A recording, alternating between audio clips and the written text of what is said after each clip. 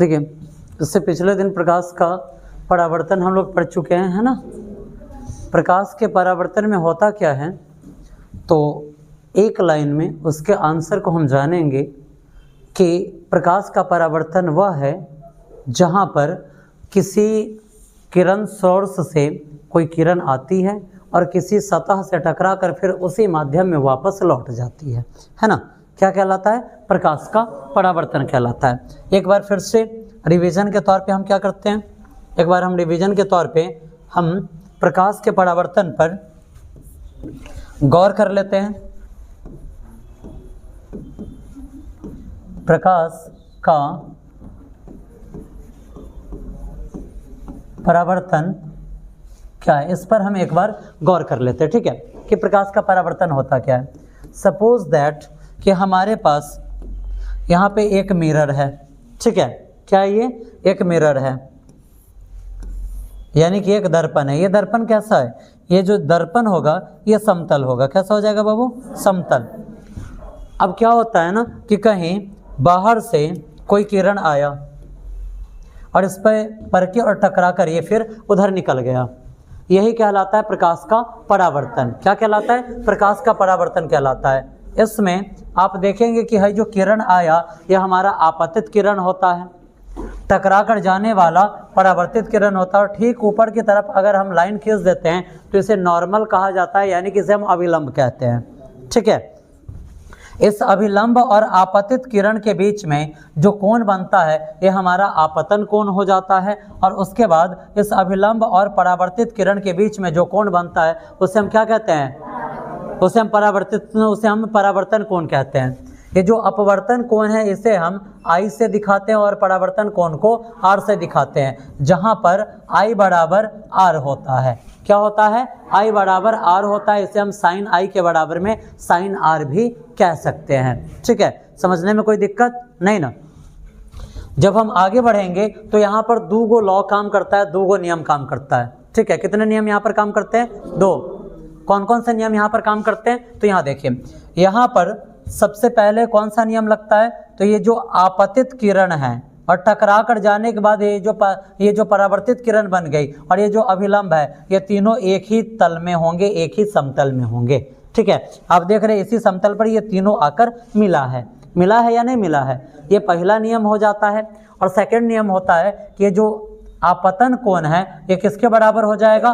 परावर्तन कोण के बराबर हो जाएगा। यहाँ पर ये जो कोण है इसे हम कहते हैं आपतन कोण। कौन सा कोण कहते हैं? आपतन कोण कहते हैं। और इधर ये जो कोण है ये कौन सा हो जाता है? ये परावर्तन कोण हो जाता है। कौन सा कोण हो जाता है बाबू? परावर्तन कोण हो जाता है। समझने में कुछ दिक्कत है क्या? नहीं ना। चलिए अब आगे हम जो पढ़ने वाले हैं, जो पॉइंट पढ़ने वाले हैं, उससे पहले हमें समतल दर्पण को जान लेना चाहिए।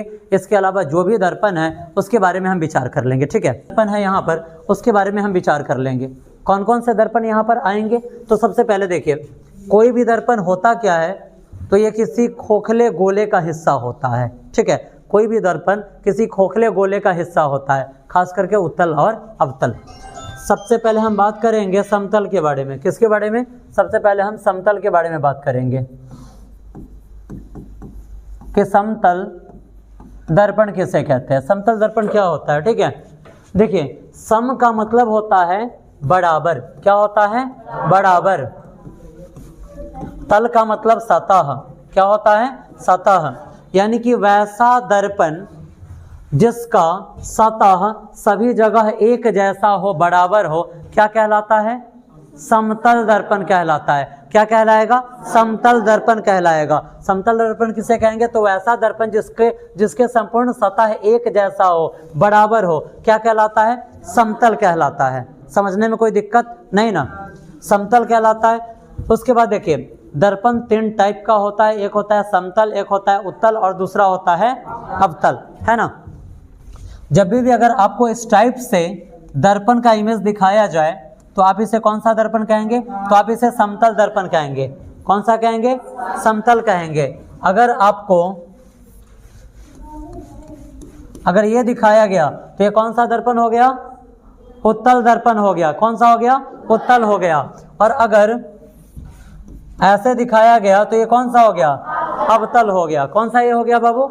ये अवतल हो गया। समझने में कहीं कुछ दिक्कत है? नहीं ना। चलते हैं हम अपने अगले क्वेश्चन की तरफ। चलिए, सबसे पहले आज हमें क्या पढ़ना है? तो सबसे पहले आज हमें पढ़ना है प्रकाश का परावर्तन में सबसे पहला प्रश्न, समतल दर्पण द्वारा बने प्रतिबिंब की विशेषता बतलाइए। जो समतल दर्पण होता है और समतल दर्पण के सहारे जो प्रतिबिंब बनता है, जो इमेज बनता है, उसकी क्या विशेषता है? समतल दर्पण होता कौन सा है? ताहू सिसवा, जिसमें हम और आप अपना चेहरा देखते हैं, है ना। हमारे घर में जो दर्पण लगा होता है वो क्या है? वो समतल दर्पण ही तो है। कौन सा दर्पण है वो? समतल दर्पण ही तो है। तो उस दर्पण में जो प्रतिबिंब बनता है उसकी क्या विशेषताएं हैं? तो समतल दर्पण द्वारा बने प्रतिबिंब की विशेषता आपको बताना है। तो देखिए, सबसे पहली विशेषता क्या होती है? तो प्रतिबिंब दर्पण के पीछे बनता है। प्रतिबिंब कहाँ बनेगा? दर्पण के पीछे बनेगा। दर्पण यहाँ रखा हुआ है, आप यहाँ खड़ा है ना, और आप देखेंगे शीशा में आपका प्रतिबिंब बन रहा है ना। तो क्या हुआ? जो प्रतिबिंब बना वो हमसे पीछे बना, है ना। तो ये क्या हो जाता है? यहाँ पर समतल दर्पण में प्रतिबिंब दर्पण के पीछे बनता है। उसके बाद प्रतिबिंब का आकार वस्तु के आकार के बराबर होता है। जितना बड़ा वस्तु होगा ठीक उतना ही बड़ा प्रतिबिंब भी बनाकर देगा। कौन दर्पण? समतल दर्पण। कौन सा दर्पण? समतल दर्पण। समतल दर्पण कैसा प्रतिबिंब बनाकर देगा? तो उतना ही बड़ा प्रतिबिंब बनाएगा जितना बड़ा क्या होगा? कोई वस्तु होगा। जितना बड़ा वस्तु उतना ही बड़ा फोटो। ठीक है, समझने में कोई दिक्कत नहीं ना। अब देखिए, प्रतिबिंब वस्तु की अपेक्षा सीधा बनता है। यहाँ जो प्रतिबिंब बनता है वो कैसा बनेगा? तो यहाँ जो भी प्रतिबिंब बनेगा वो सीधा बनेगा। कैसा बनेगा? सीधा बनेगा। अगला है प्रतिबिंब पार्श्विक रूप से उल्टा होता है। जब आप पार्श्व रूप में देखेंगे तो जो प्रतिबिंब होता है वो उल्टा हो जाता है। कैसे? तो आपके सामने कोई अगर दर्पण रखा हुआ है तो आपका लेफ्ट दर्पण में राइट और दर्पण का राइट आपका लेफ्ट होता है ना। ऐसा आपने देखा है ना। आपका लेफ्ट दर्पण में राइट और दर्पण का राइट आपका लेफ्ट हो जाता है ना। वही कहा जा रहा है कि प्रतिबिंब पार्श्विक रूप से, पहले उसको ऑफ करो नहीं तो छीन कर पटक कर अभी फोड़ देंगे। प्रतिबिंब पार्श्विक रूप से क्या होता है? उल्टा होता है। क्या होता है? उल्टा होता है। अगला है प्रतिबिंब आभासी होता है। कैसा होता है? आभासी होता है। प्रतिबिंब कैसा होता है? आभासी होता है। आभासी प्रतिबिंब क्या होता है? तो वैसा प्रतिबिंब जिसे हम पर्दे पर प्राप्त नहीं कर सकते हैं। क्या कहलाता है? आभासी प्रतिबिंब। प्रतिबिंब कितने टाइप के होते हैं? तो प्रतिबिंब दो टाइप के होते हैं। कौन कौन? आभासी प्रतिबिंब और वास्तविक प्रतिबिंब। वास्तविक प्रतिबिंब कौन है? तो वैसा प्रतिबिंब जिसे हम पर्दे पर प्राप्त कर सकते हैं, वास्तविक प्रतिबिंब कहलाया। और वैसा प्रतिबिंब जिसे हम पर्दे पर प्राप्त नहीं कर सकते हैं, आभासी प्रतिबिंब कहलाता है। तो यहाँ से समतल दर्पण से जो प्रतिबिंब बनता है वो कैसा बनता है? आभासी बनता है। कैसा बनेगा? आभासी बनेगा। छठा पॉइंट, प्रतिबिंब दर्पण से उतना ही पीछे बनता है जितना वस्तु दर्पण से आगे होगा। यहाँ पर जो प्रतिबिंब की स्थिति होगी वो क्या होगी? तो प्रतिबिंब दर्पण से उतना ही पीछे बनेगा जितना वस्तु दर्पण से क्या होगा? आगे होगा। ठीक है, चलिए आगे। आगे का अर्थ क्या हुआ? सामने। यहाँ दर्पण है तो आप उसके सामने ही न रहेंगे।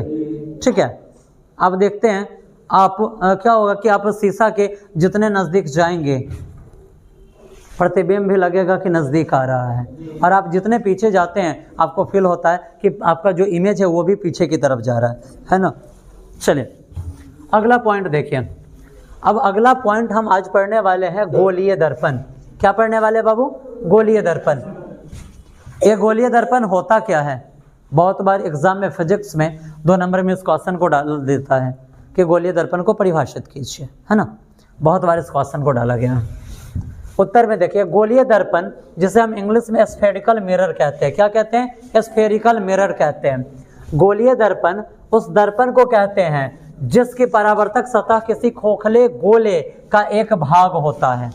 ठीक है, गोलीय दर्पण क्या होता है? सपोज दैट कि आपने किसी गोला को बनाया जिसका अंदर का भाग क्या होना चाहिए? खोखला होना चाहिए। अंदर का भाग क्या होना चाहिए? खोखला होना चाहिए।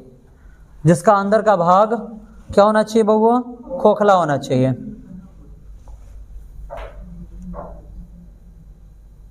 इसी में एक उत्तल हो जाएगा और दूसरा अवतल हो जाएगा। कैसे, वो देख लीजिए। अगर हमने ऐसे कलई कर दिया तो ये उत्तल दर्पण बन गया, अगर ऐसे कलई किया गया तो ये अवतल दर्पण हो गया।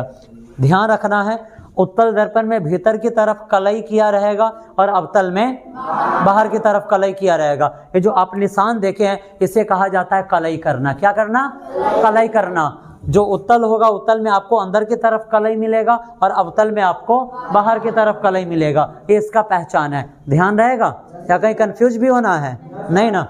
चलिए देखिए, वही कहा जा रहा है कि जो गोलीय दर्पण है वो क्या है, तो कहा जा रहा है कि गोलीय दर्पण उस दर्पण को कहते हैं जिसकी परावर्तक सतह किसी खोखले गोले का एक भाग होता है। जैसे यहाँ देखिए, अंदर से एक खोखला है तब तो इसमें इमेज बनेगा, है ना। ये भी अंदर से क्या रहेगा?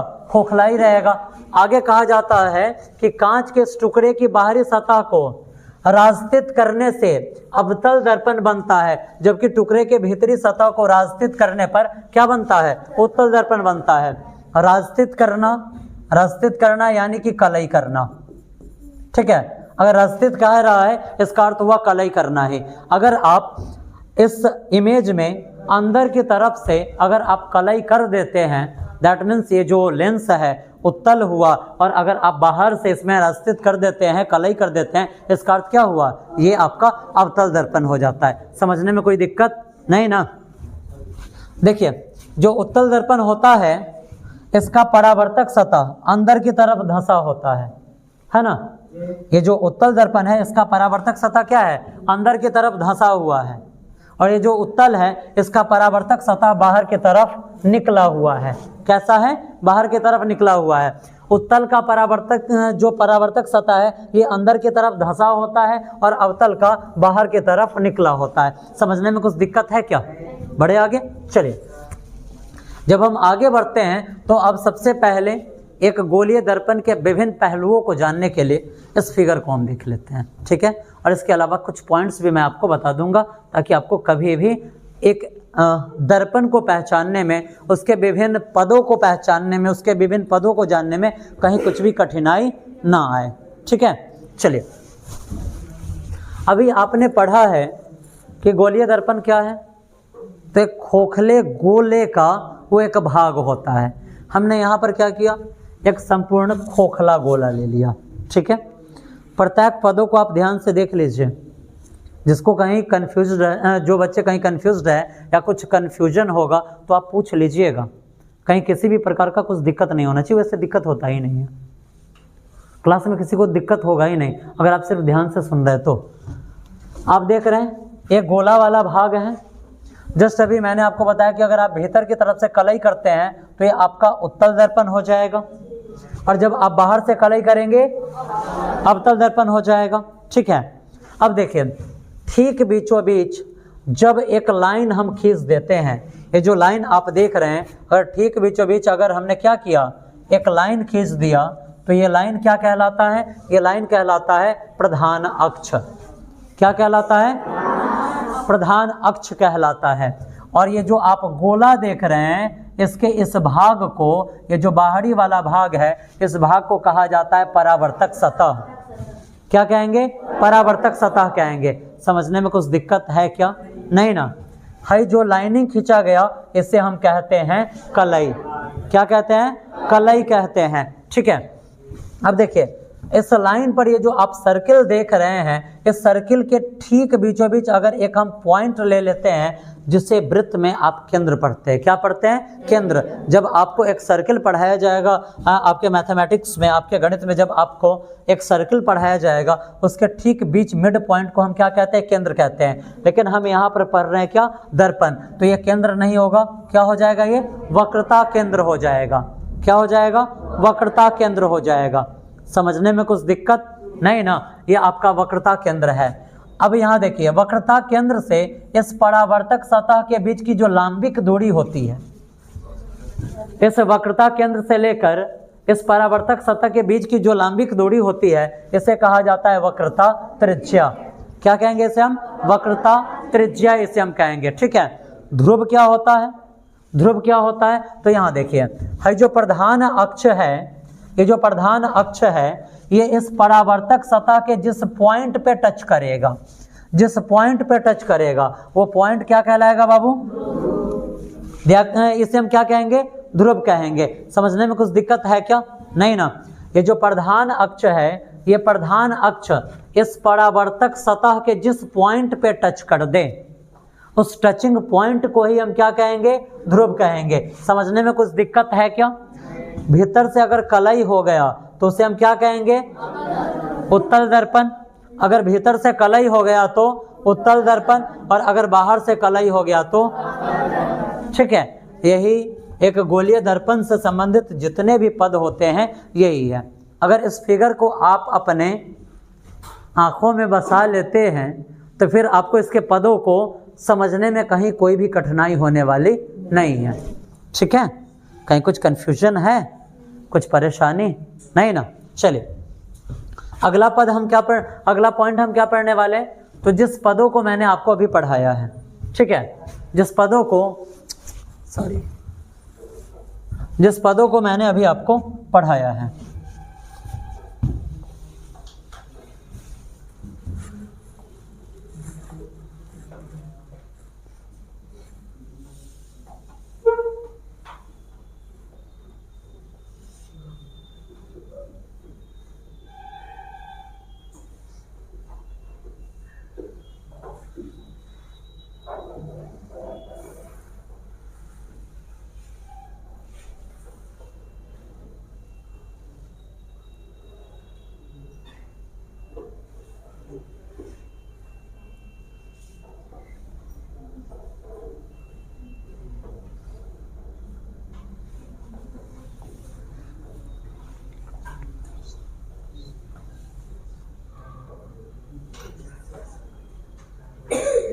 ठीक है।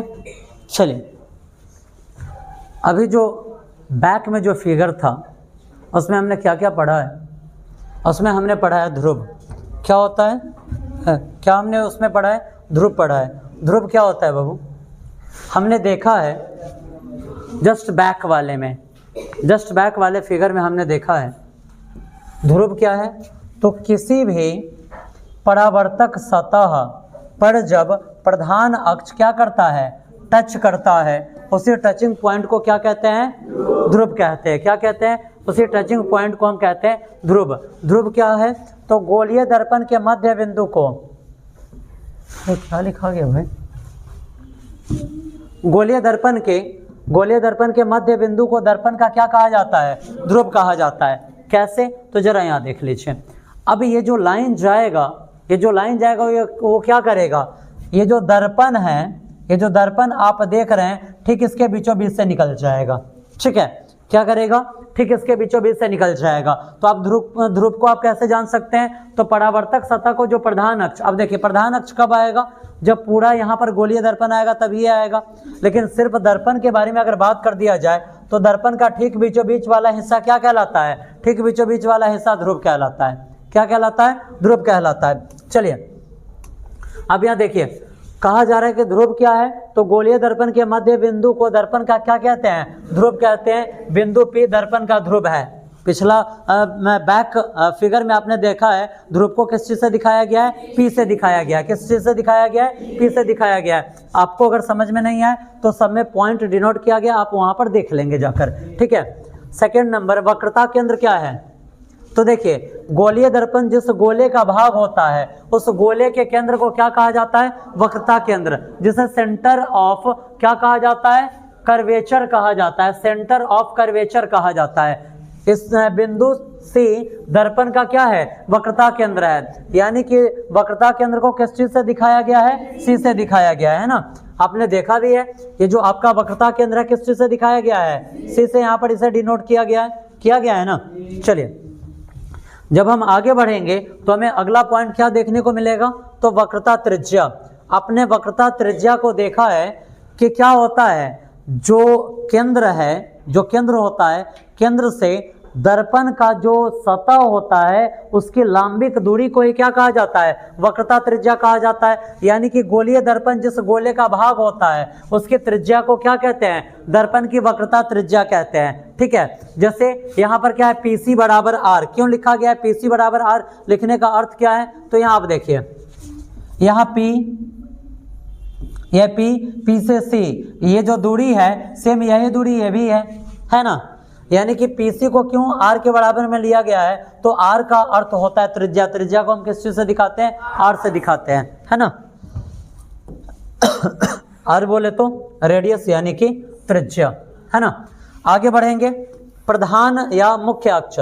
आपने देखा है कि अगर कोई गोलीय दर्पण है और इसके बीचों बीच से जो पूरा लाइन खींचा जाता है उसी को हम क्या कहते हैं, उसी को हम प्रधान या मुख्य अक्ष कहते हैं। यानी कि गोलीय दर्पण के ध्रुव से वक्रता केंद्र को मिलाने वाली सरल रेखा को दर्पण का प्रधान या मुख्य अक्ष कहते हैं। क्या कहते हैं, दर्पण का प्रधान अक्ष या उसका दर्पण का प्रधान या मुख्य अक्ष कहा जाता है। अब यहाँ पर देखिए, यहाँ पर उसे P तथा C को मिलाने वाली सरल रेखा PC के रूप में बताया गया है। ठीक है, किस रूप में बताया गया है, PC के रूप में। अब जैसे यहाँ देखिए, ये भी P, यहाँ भी P और ये C, यहाँ से इसको मिलाया गया और यहाँ से इसको मिलाया गया। इसी को आगे बढ़ाकर आपको दिखा दिया गया किस रूप में, प्रधान अक्ष के रूप में। किसी को कुछ समझने में दिक्कत है, कुछ कंफ्यूजन, परेशानी, क्लियर है? बैक डे का जो भी होमवर्क था आपके ग्रुप में डल गया था, इसको भी डाल दिया जाएगा। कल आप लोग अपना नोट्स चेक करवा लेंगे, ठीक है।